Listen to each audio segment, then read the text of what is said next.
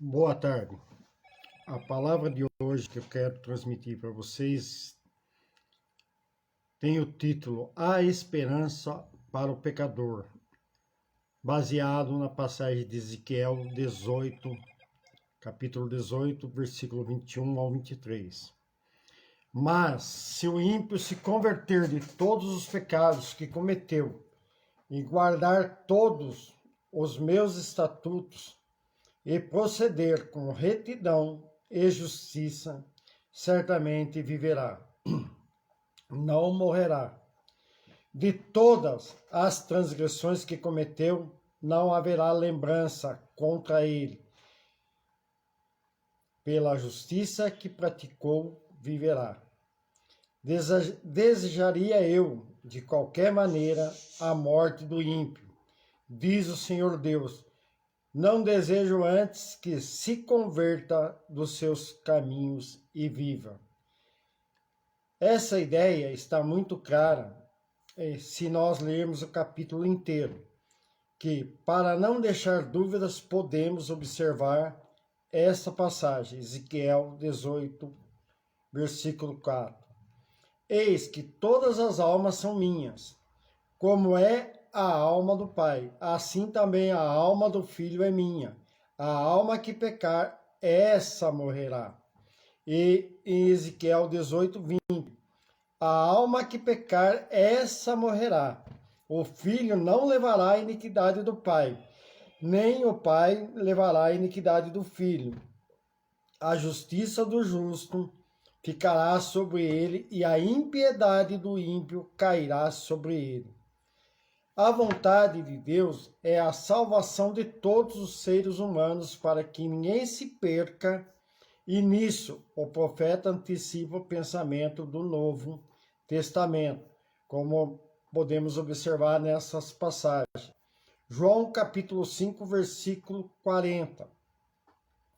E não quereis vir a mim para terdes vida? Em 1 Timóteo 2, versículo 4. Que quer que todos os homens se salvem e venham ao conhecimento da verdade. Em 2 Pedro, capítulo 3, versículo 9, está escrito: o Senhor não retarda a sua promessa, ainda que alguns a têm por tardia, mas é longânimo para conosco, não querendo que algum se perca, senão que todos venham a arrepender-se. Ezequiel apresenta um caso seguinte, que envolve uma pessoa injusta que voltou para a justiça. Ele recebeu uma carta em branco de perdão e vida espiritual para sempre. Deus, ele não tem prazer voluntarioso à morte dos injustos. O exemplo apresentado em seguida nesse texto fala de um homem justo que se volta para uma vida de pecado. A sua antiga aparente justiça não era sincera e não era uma expressão válida de fé. O que o homem mau fez no passado é anulado. O Senhor, esquecendo as velhas transgressões do pobre pecador, olha somente para o presente justo daquele homem e o abençoa. A graça de Deus age assim. Portanto, não devemos surpreender-nos com a anulação de toda a grande massa de pecados. Todos temos grande quantidade de iniquidade para anular e esquecer. O homem, ontem tão miserável, hoje vive uma nova vida pelo poder do Espírito que o transformou ou está transformado o seu coração. A mudança no homem é completa. O perdão de seus pecados é completo. Ele tem um novo coração. A lei de Moisés tornou-se efetiva na sua vida. Se o homem não esquecer a lei cumprindo os seus requisitos, como está escrito em Provérbios 3, versículo 1, filho meu, não te esqueças da minha lei, e o teu coração guarde os meus mandamentos. Então Deus esquecerá a sua vida anterior de pecados, contrariando um pensamento fatalista escrito na passagem de Ezequiel 18:20. A alma que pecar, essa morrerá. O filho não levará a iniquidade do pai, nem o pai levará a iniquidade do filho.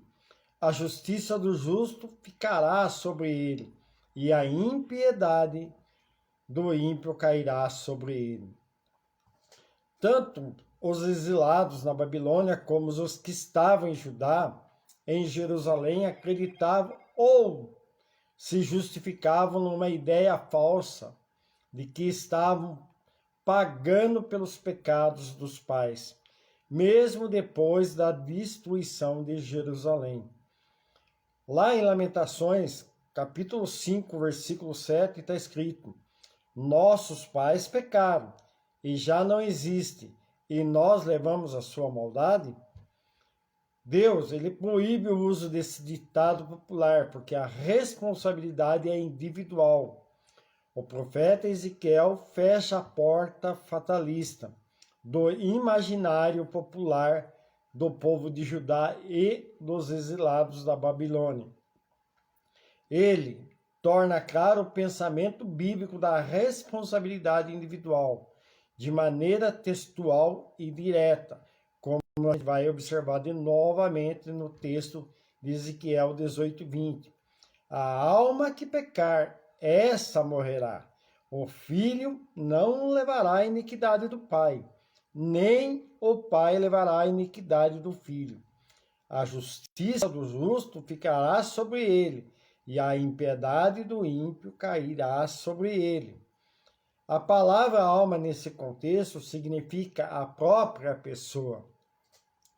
Na verdade, o que temos aqui é um velho hábito humano de transferir responsabilidade. Desde o Éden, nós esforçamos em colocar a culpa do nosso erro em alguém, outro, ou fugimos de responsabilidade. Mas o texto sagrado é enfático, é direto.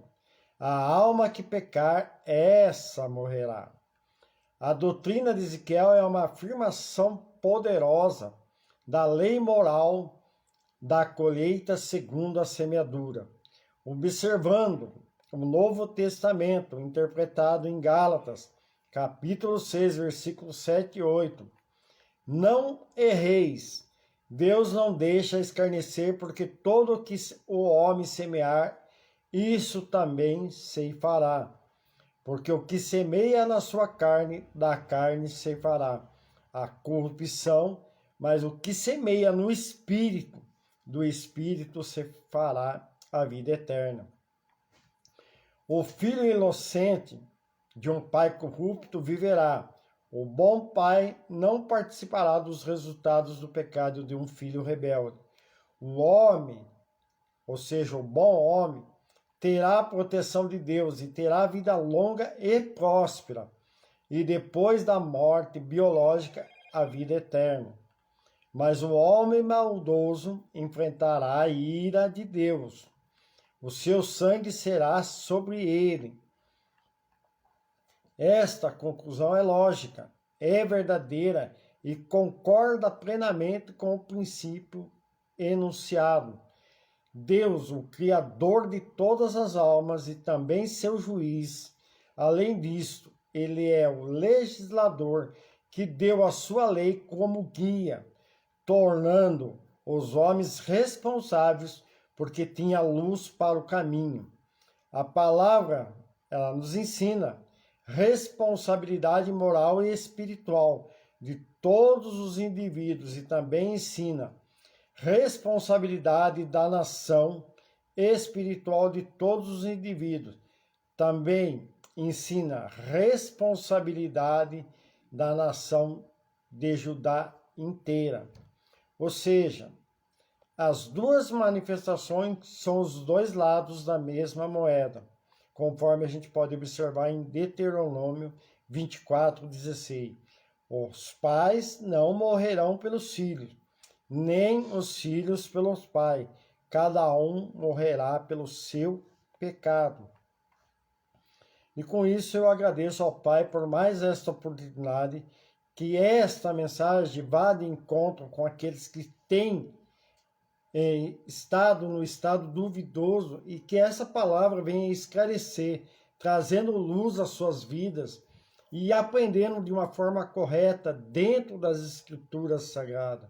Que esta mensagem seja identificadora na vida de cada um que tiver acesso a essa mensagem, que o Pai possa honrar a cada um que estiver ouvindo, que a honra e a glória do nosso Pai esteja sobre todos. Amém.